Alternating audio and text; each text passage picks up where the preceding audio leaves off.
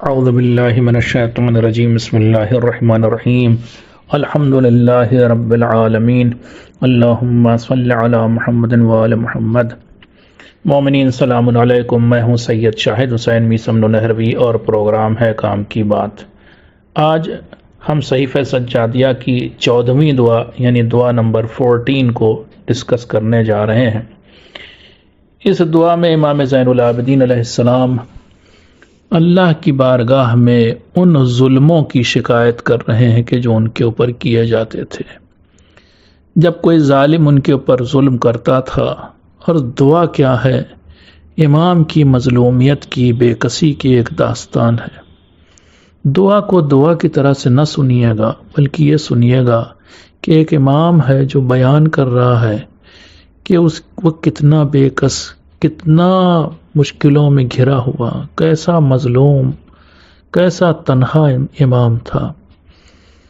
معلوم ہے آپ کو، شاید آپ نے خود بھی پڑھا ہوگا کہ امام زین العابدین علیہ السلام کے دور میں ایک سے ایک خونخوار لوگ بادشاہ بنے۔ یہ تو بادشاہ تھے، اور ایک سے ایک خونخوار لوگ گورنر بنے۔ امام زین العابدین کا ہی دور تھا کہ جب یزید کا کمانڈر مسلم ابن عقبہ لشکر لے کے آیا تھا، اور اس نے کعبے کے اوپر انگارے پھینکے تھے، اور مدینے میں سب کو قتل و غارت 3 دن تک کیا تھا، مسلمانوں کو قتل کر کے اور ان کا کشتار عام کیا تھا۔ اور پھر مدینے کی مسجد کے اندر، مسجد نبوی میں گھوڑے باندھے تھے، گھوڑوں کی لید اور پیشاب پیغمبر کے ممبر پر پھینکا گیا تھا، وغیرہ وغیرہ۔ یعنی ظالم ترین لوگوں سے امام کا واسطہ تھا۔ اور یہ بھی یاد رکھیے کہ امام سے ابھی کربلا سے آئے ہیں، اور اس بادشاہ کا دور یعنی یزید، کہ جس کی گویا کہیں کہ دانت سے ابھی خون ٹپک رہا، جس کی تلوار سے خون ٹپک رہا، جس نے بے دردی سے 72 تو ہم سب سے کم تعداد بتائی گئی ہے، 125 لوگوں کو بے دردی سے قتل کیا، اسیروں کو بازاروں میں، درباروں میں گھمایا گیا، وغیرہ وغیرہ۔ ایک ایسا امام جس کا خود دل دکھا ہوا ہے، جس کے سامنے کربلا کے منظر، بازار شام کے منظر ہر وقت سامنے نظروں کے رہتے ہیں، جس کا دل ٹوٹا ہے، افسردہ ہے، اس کے بعد یعنی اتنے سب کے بعد اب بھی اس پر مدینے میں ظلم ہوتا تھا۔ دعا کو پڑھنے سے پہلے میں تھوڑا سا بس آپ کو، پہلے بھی کسی دعا میں نے بتایا تھا کہ کس طرح سے امام زین العابدین علیہ السلام نے جابر بن عبداللہ انصاری نامی راوی سے یا صحابی سے یہ بات بتائی تھی کہ ہم کیا کریں، یہی جملہ ہے، کیف نصنع بالناس، ہم کیسے لوگوں سے پیش آئیں، سمجھ میں نہیں آتا۔ جب ہم کچھ بولتے ہیں، وہ بھی وہ بات کہ جو ہم نے رسول خدا سے سنی ہے، تو لوگ ہمارا مذاق اڑاتے ہیں، اور جب ہم چپ رہتے ہیں، وَإِن سَكَتْنَا لَمْ يَسَعْنَا، جب ہم خاموش رہتے ہیں تو وہ ہمیں خاموش بھی نہیں رہنے دیتے، اصرار کرتے ہیں کہ کچھ تو بولیے، کچھ تو بولیے۔ جب بولتے ہیں تو مذاق اڑاتے ہیں۔ یہاں سے بات شروع کرتا ہوں، پھر آپ کو بتاتا ہوں کہ اسی مدینے میں امام حسن علیہ السلام کی اولاد میں، ان کی نسل میں کچھ لوگ ہوئے۔ امام حسن علیہ السلام کی اولاد میں ہی کچھ لوگ ایسے ہوئے ان کی نسل میں کہ جنہوں نے امام زین العابدین علیہ السلام کو بہت ستایا ہے۔ یہ باتیں ممبر سے نہیں پڑھی جاتی، حالانکہ پڑھنا چاہیے، امام کی یہ مظلومیت بھی بتانی چاہیے۔ میں 2 واقعے آپ کو سناتا ہوں، پھر آپ کو اس دعا کا مطلب سمجھ میں آئے گا۔ اور پھر یہ بھی بتا دیں، گورنر جو تھا اس دور کا مدینے کا یعنی یزیدی نمائندہ، وہ بھی امام کو بہت ستاتا۔ مروان، سوچیں آپ، مروان کتنا ستاتا ہوگا۔ اور اس کے بعد مروان کی اولاد عبد الملک ابن مروان جو بنا اس وقت کا بادشاہ، وہ کتنا ستاتا ہوگا۔ یہ سب آپ سوچ لیں، پھر میں آپ کو یہ 2 واقعے بتاتا ہوں۔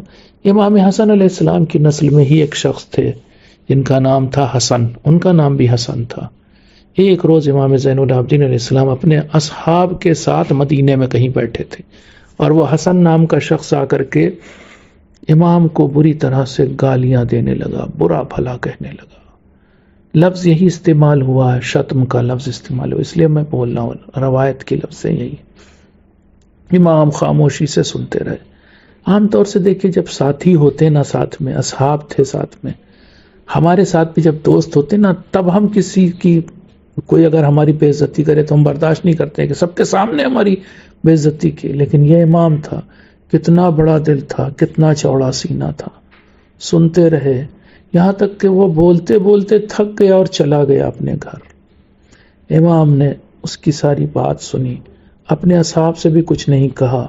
رات جب ہوئی، اندھیرا جب ہوا تو اس کے گھر گئے اور جا کر کے اس کا دروازہ کھٹکھٹایا۔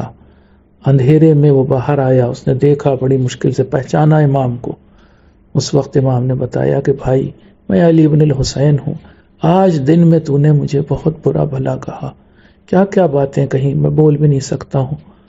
اگر وہ باتیں مثلا توبہ توبہ مثال دے رہا ہوں، چور کہا ہے تو نے مجھے، اگر وہ باتیں میرے حق میں یا میرے بارے میں سچی ہیں، یعنی واقعاً میں چور ہوں، تو میں اللہ سے دعا کرتا ہوں اے میرے مالک میرے گناہ کو معاف کر دے۔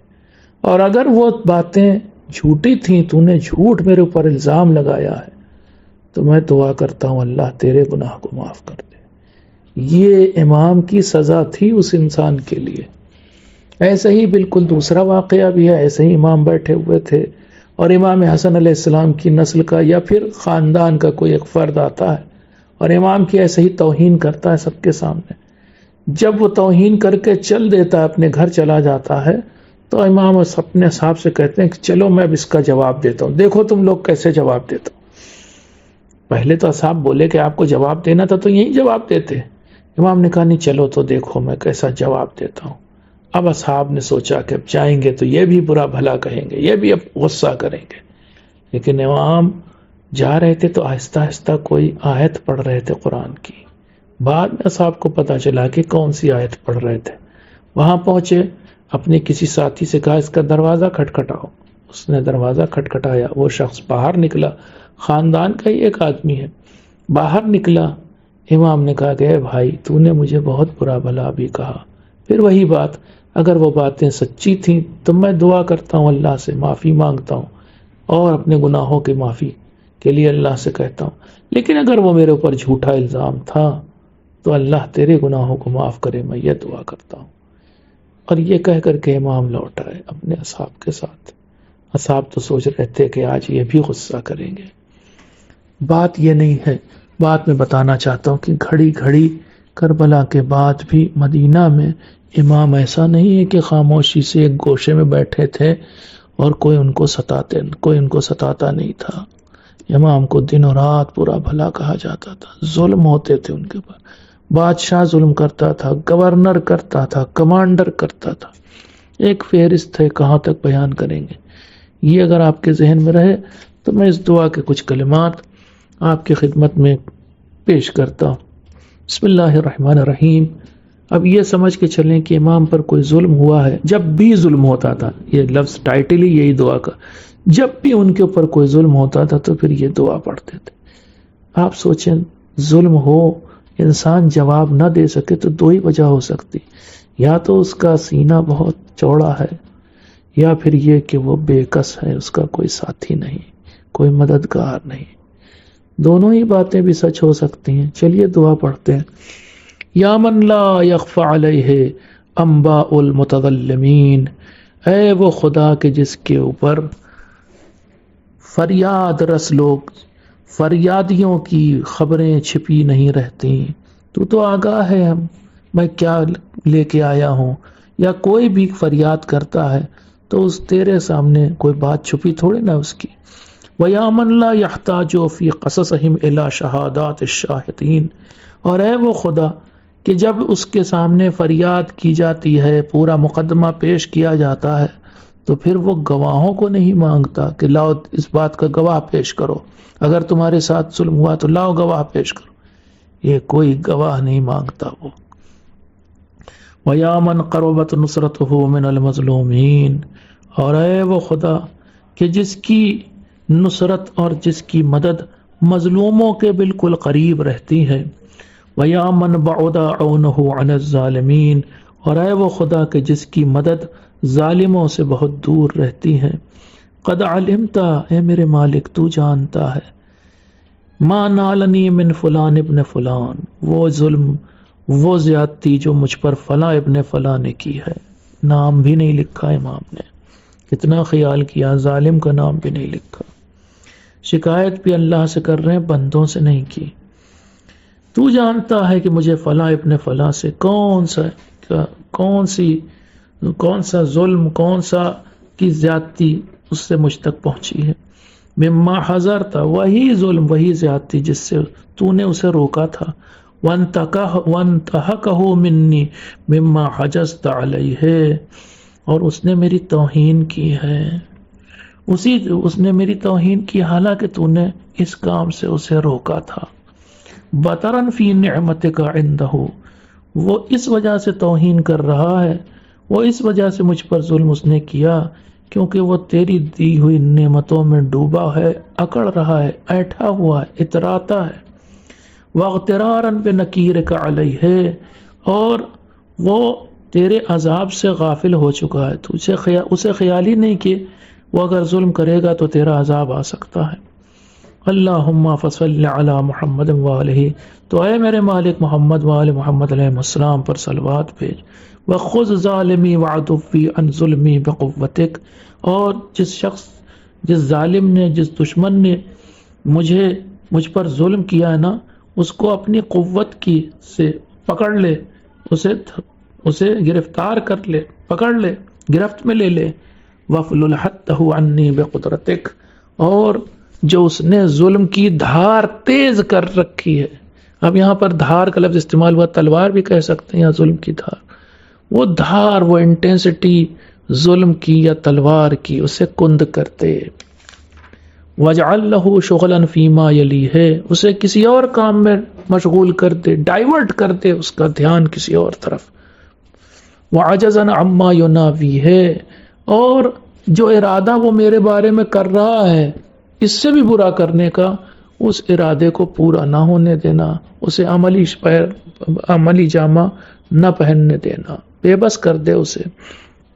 اللہم صلی علی محمد وآلہ، اے میرے مالک محمد وآل محمد علیہ السلام پر اپنی رحمت نازل فرما، ولا تصوغ لہ ظلمی، میرے دشمن کے لیے یہ بات آسان نہ کر کے وہ میرے اوپر ظلم کرے، یعنی میرے اوپر جو ظلم کر رہا ہے اس کام کو اس کے لیے سخت بنا دے، آسان نہ بنانا، وَأَحْسِنْ عَلَيْهِ عَوْنِي، اور دوسری طرف میری خوب مدد کر کہ میں اس کے ظلم کو برداشت کر جاؤں یا پھر اس کے ظلم کا جواب دے سکوں۔ یہاں پر یہ لفظ نہیں، لفظ جواب نہیں آیا، بس امام یہ کہہ رہے ہیں کہ بس میری اچھی سی مدد کرتے اس کے خلاف۔ وَعَصِمْنِي مِنْ مِثْلِ أَفْعَالِهِ، اور جیسے وہ ظلم کے کام کر رہا ہے نا، مجھے بچائے رکھنا، کہیں ایسا نہ ہو کل میں بھی کسی پر ظلم کرنے لگوں۔ وَلَا تَجْعَلْنِي فِي مِثْلِ حَالِهِ، اور مجھے اس جیسا نہ بنانا، جیسا وہ بے رحم ہے ویسا مجھے نہ بنانا۔ اللہم صلی علی محمد وآلہ، محمد وآل محمد علیہ السلام پر اپنی رحمت نازل فرما، وعیدنی علیہ عدوہ حاضرتاً، اور میرے دشمن کے خلاف اسی وقت میری فوراً امیجیٹ، فوراً مدد کر، فوری امداد بھیج، تکونو من غیظی بہی شفاءً ومن حنقی علیہ وفاءً، ایسی مدد بھیج دے تو کیا ہو، اس وقت جو مجھے غصہ آ رہا ہے اپنے دشمن پر، دیکھیں کیا بات کہی مولانا، اس وقت جو مجھے اپنے دشمن پر غصہ آ رہا، اس غصے کو ہی میرے لیے شفا بنا دے، یعنی اس غصے سے ہی میرے دل کو ٹھنڈا کر دے۔ بے بسی ہے، بے کسی ہے امام کی، کیا کریں، ساتھی نہیں تھے۔ وَحَنَقِي عَلَيْهِ وَفَاءً، اور جب غصہ بھی، بے حد غصے کو حنق بولتے ہیں عربی میں، جب غصہ بھی اپنے کمال عروج پر پہنچ جائے تو اس غصے کا مجھے کچھ اجر دے دے، میرا غصہ بھی بیکار نہ جائے، اس غصے کا بھی کوئی اجر، کوئی ثواب، کوئی جزا مجھے عنایت فرما۔ اللہم صلی علی محمد وآلہ، وعوذنی من ظلمہ لی افوک، اور جتنا وہ مجھ پر ظلم کر رہا ہے میرا دشمن، اس ظلم کے بدلے مجھے کیا دے گا تو، اس ظلم کے بدلے تو اپنی معافی مجھے دے دے۔ وَأَبْدِلْنِي بِسُوءِ صَنِيعِهِ، بی رحمتک، اور جو وہ برا سلوک میرے ساتھ کر رہا ہے میرا دشمن، اس کے بدلے میں تو میرے اوپر رحمت کرتے۔ کتنا چوڑا سینہ، کتنا بڑا دل۔ اور یہ بھی کہہ رہے ہیں غصے کو بھی ضائع نہ جانے دے، غصے کے بدلے مجھے اجر دے دے۔ پھر یہ بھی کہہ رہے ہیں کہ وہ ظلم کرے تو تو میرے اوپر رحمت کر۔ کتنا، یعنی سوچ نہیں سکتے ہم لوگ کہ دعا کو کس لیول پر پہنچا دیا امام زین العابدین نے۔ پھر فرماتے ہیں فَكُلُّ مَكْرُوهٍ جَلَل دُونَ سَخَطِكَ، فرما رہے ہیں کہ اے میرے مالک، ہر تکلیف، ہر رنج برداشت کر لے جائیں گے ہم، آسان ہو مان سکتا ہوں میں، بس تو مجھ سے ناراض نہ ہونا ہے میرے مالک۔ تو ناراض ہوا تو یہ تکلیف نہیں برداشت ہوگی، ہر تکلیف برداشت کر لے جائیں، جھیل لے جاؤں گا سوائے تیرے غصے اور غضب کے۔ پھر فرماتے ہیں وَكُلُّ مَرْزِعَةٍ سَوَاءٌ مَعَ مَوْجَدَتِكَ، اور میں ہر مصیبت، ہر سوگ پر میرے لیے برابر ہے، بس تو، تیرے اور میرے بیچ جو رشتہ نا اس میں کڑواہٹ نہیں آنی چاہیے، بس یہ کڑواہٹ نہ آئے، تو مجھ سے خوش رہے، تو مجھ سے راضی رہے، پھر میں سب جھیل لوں گا۔ اللہم فکما کرہت الی ان اظلم فقنی من ان اظلم، اے میرے مالک جیسے تجھے یہ ناپسند ہے یہ بات کہ میرے اوپر کوئی ظلم کرے، اسی طرح مجھے ایسا بنا دے کہ میں کسی پر ظلم نہ کروں۔ میرے لیے میں بھی کل کو ایسا نہ ہو کسی پر ظلم کرنے لگ جاؤں، تجھے ناپسند ہے نا کہ کوئی کسی پر ظلم کرے، تو میں بھی کل کسی پر ظلم نہ کروں، ایسا کرتے۔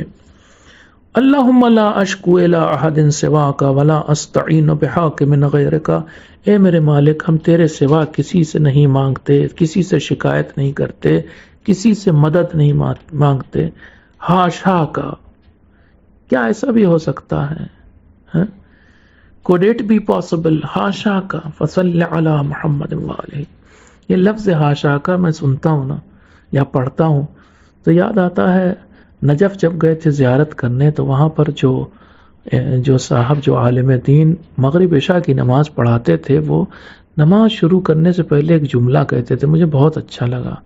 وہ فرماتے تھے ہاشا کا ان ترد الوافدین علیکا، اے میرے مالک کیا یہ بھی ہو سکتا ہے کہ تو اپنے پاس آئے ہوئے بندے کو یا بندوں کو واپس لوٹا دے، الٹے پیر واپس کر دے؟ یعنی میں جو تیرے پاس نماز پڑھنے آیا ہوں، میں جو تیرے حضور آیا ہوں، کیا مجھے تو ایسے الٹے پیر واپس کر دے گا؟ میری بات بھی نہیں سنے گا، میری نماز بھی نہیں قبول کرے گا؟ بہت اچھا جملہ بولتے تھے وہ۔ وَلَا أَسْتَعِينُ بِحَاكِمٍ غَيْرِكَ، اور اے میرے مالک میں تیرے سوا کسی بھی حاکم، کسی بھی رولر سے کوئی مدد نہیں مانگتا۔ وَصِلْ دُعَائِي بِالْإِجَابَةِ، پالنے والے میری دعا کو اجابت سے جوڑ دے، یعنی کیا؟ میری دعا کو، میری مراد کو مراد پورے ہونے سے جوڑ دے، میں حاجت مانگ رہا ہوں اسے پورا کر دے۔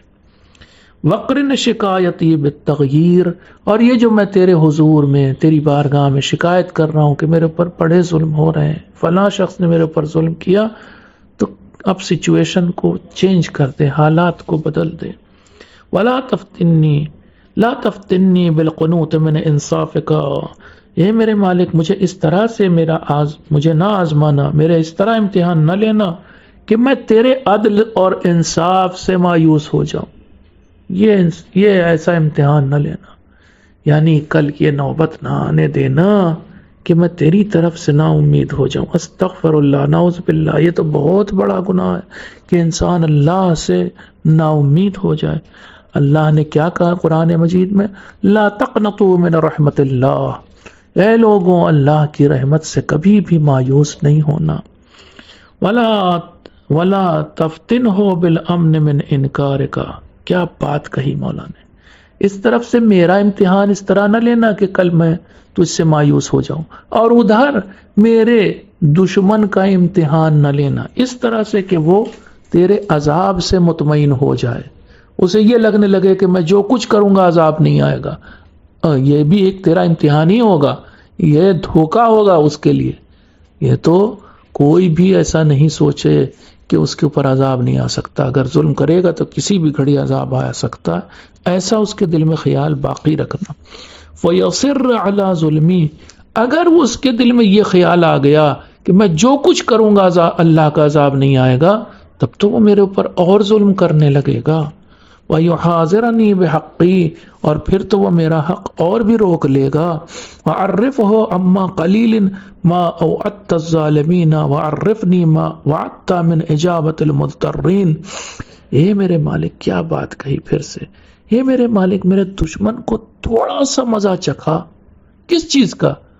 اس عذاب کا کہ جس کا وعدہ تو نے ظالموں سے کیا ہوا ہے کہ اگر ظلم کرو گے تو ہم عذاب دیں گے، اس میں سے تھوڑا سا اسے ذرا سا مزہ چکھا۔ یعنی اب امام اپنے دشمن کے لیے بھی یہ دعا نہیں کر رہے ہیں کہ میرے مالک اس کے اوپر عذاب انڈیل دے، خوب عذاب اسے دے، یہ نہیں کہہ رہے ذرا سا مزہ چکھا، یعنی تھوڑا سا اس کو احساس ہو جائے بس۔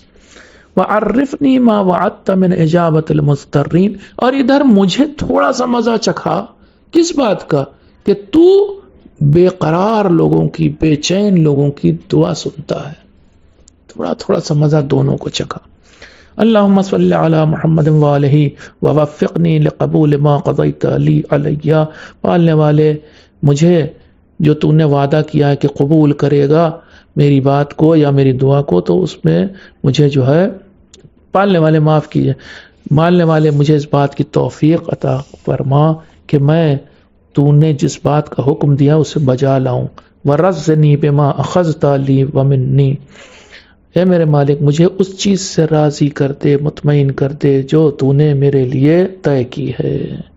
وَاهْدِنِي لِلَّتِي هِيَ أَقْوَمُ، اور اس راستے کی طرف مجھے لے چل جو سب سے زیادہ سیدھا ہے اور پکا ہے اور پختہ ہے۔ وَاسْتَعْمِلْنِي بِمَا هُوَ أَسْلَمُ، اور مجھے اس راہ میں استعمال کر لے جو سب سے سیدھی سچی اچھی راہ ہے۔ اللہم وَإِنْ كَانَتِ الْخِيَرَةُ لِي عِنْدَكَ فِي تَأْخِيرِ الْأَخْذِ لِي، اب دیکھیے اور بات کہنے لگے امام کہہ رہے ہیں اگر میری بہتری اسی میں ہے کہ تو میری دعا کو دیر سے سنے، تاخیر کرے اور میری طرف سے دیر سے میرے دشمن سے نپٹے تو ٹھیک ہے، اگر میری بہتری اسی میں ہے تو ایسا کر، میں راضی ہوں، ابھی تو میرے دشمن کو کوئی سزا نہ دے۔ وَتَرْكِ الْانتِقَامِ مِمَّنْ ظَلَمَنِي، اور اگر میری بہتری اسی میں ہے کہ تو ابھی فی الحال میرے دشمن سے، میں ظالم انسان سے انتقام نہ لے، اِلَى يَوْمِ الْفَصْلِ، کب تک انتقام نہ لے، کب تک اسے سزا نہ دے؟ یہاں تک کہ قیامت کا دن آ جائے۔ وَمَجْمَعِ الْخَصْمِ، یہاں تک کہ ہم اور میرا دشمن دونوں فریق تیرے سامنے کھڑے ہوں، تو پھر ایسا ہی کر دے، نہیں تجھ سے کہوں گا کہ میرے فوراً جو ہے میرے اوپر سے ظلم کو ہٹا یا ظالم کے ظلم کو روک دے، پھر تو ہونے دے ظلم، میں صبر کروں گا۔ آگے کہہ بھی رہے ہیں وَأَيِّدْنِي مِنْكَ بِنِيَّةٍ صَادِقَةٍ وَصَبْرٍ دَائِمٍ، اور اب بس اتنا کر دے کہ میرے اندر اتنی طاقت دے کہ میں صبر کروں، جھیل لے جاؤں اس ظالم کے ظلم کو، قیامت تک جھیلتا رہوں۔ وَأَعِذْنِي مِنْ سُوءِ الرَّغْبَةِ، اور مجھے بری خواہشوں سے بچائے رکھنا۔ وَهَلَعِ أَهْلِ الْحِرْصِ، اور یہ جو بے صبری ہوتی نا انسان کی، کون لوگ، خاص طور سے جو لالچی لوگ ہوتے ہیں وہ بڑے بے صبرے ہوتے ہیں، وہ بے صبری جو لالچی لوگوں میں ہوتی، وہ والی بے صبری میرے اندر نہ آنے دینا کہ میں یہ کہوں کہ اس ظالم کو ابھی ابھی سزا دے، اگر بہتری یہ ہے کہ اس کو قیامت میں سزا دی جائے تو وہیں دینا۔ وَصَوِّرْ فِي قَلْبِي مِثَالَ مَا ادَّخَرْتَ لِي مِنْ ثَوَابِكَ، اور اے میرے مالک جب اتنا سب ہو جائے تو میرے دل ہی دل میں، میرے خواب میں، ایسے کہہ لوں، میرے دل ہی دل میں، میرے خواب میں ایک تصویر دکھانا مجھے کہ میں نے یہ جو ظلم جھیلا، صبر کیا، تو مجھے اس کا کیا ثواب ملنے والا ہے، اس جنت کی ایک جھلک دکھا، ان نظاروں کو دکھا مجھے۔ پھر وعادت لخصمی من جزائک و عقابک، اور وہ بھی دکھانا مجھے وہ عذاب کہ جو تو نے میرے دشمن کے لیے تیار کیا ہوا ہے جہنم میں، ایک جھلک دکھانا، اسی سے میں مطمئن ہو جاؤں گا، خوش ہو جاؤں گا کہ ابھی یہ مجھ پر ظلم کر رہا ہے لیکن قیامت کے دن اس کا ٹھکانہ کہاں ہوگا۔ پھر کہہ رہے ہیں وَاجْعَلْ ذالک سببا لقناعتی بما قضیت، اور یہ جب تو تصویریں دو دکھائے گا، میرا مقام جنت میں، اس کا مقام جہنم میں، تو پھر اسی سے مجھے میرے اندر سکون آ جائے، ایسا تو کر دے، میرے اندر قناعت آ جائے، میں مطمئن ہو جاؤں، سیٹسفائی ہو جاؤں، ایسا کر دے۔ وثقتی بما تخیرت، اور جو میرے لیے تو نے اختیار کیا اس سے میں راضی ہو جاؤں، ایسا کر دے۔ آمین یا رب العالمین، اے میرے مالک اس دعا کو سن لے، اے رب العالمین اس دعا کو سن لے۔ انک ذو الفضل العظیم، بے شک تو بہت فضل والا ہے، وانت علی کل شیء قدیر، اور تو ہر چیز پر بہت قادر ہے۔ دعا کافی ہے، میں اس کے بعد دعا نہیں کر رہا ہوں، بات لمبی ہو گئی ہے، اپنی دعاؤں میں یاد رکھیے گا۔ والسلام علیکم ورحمۃ اللہ وبرکاتہ۔